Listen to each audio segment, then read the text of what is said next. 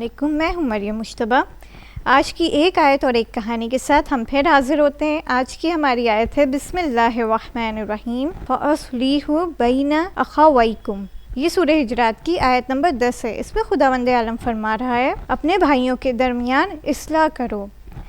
اس میں بچے باہر کھیلنے پارک میں نہیں جا سکتے تھے کیونکہ باہر بہت زیادہ برف باری ہو چکی تھی، تو گھر ہی میں مہندی اور ہادی مل کے گھر بنا رہے ہوتے ہیں۔ جب ان کا گھر تیار ہو جاتا ہے تو حمید گیند کھیل رہا ہوتا ہے، تو اس کی گیند آ کے ان کے گھر پہ جا کے لگ جاتی ہے اور گھر ٹوٹ جاتا ہے۔ تو پھر حمید بیڈ کے نیچے جا کے چھپ جاتا ہے اور پریشان ہو جاتا ہے کہ اس کی گیند سے بھائیوں کا گھر ٹوٹ گیا ہے۔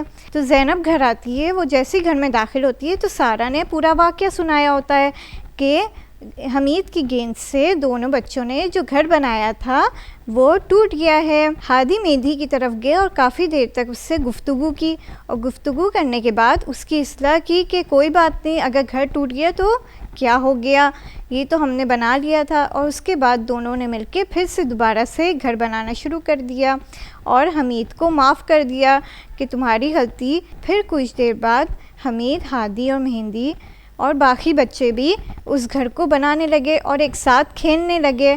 تو اس آیت میں ہمیں یہ بتایا گیا ہے کہ ایک دوسرے کی اصلاح کرنی چاہیے، نہ کہ ایک دوسرے پہ الزام لگا کے ان کو ڈانٹنا نہیں چاہیے۔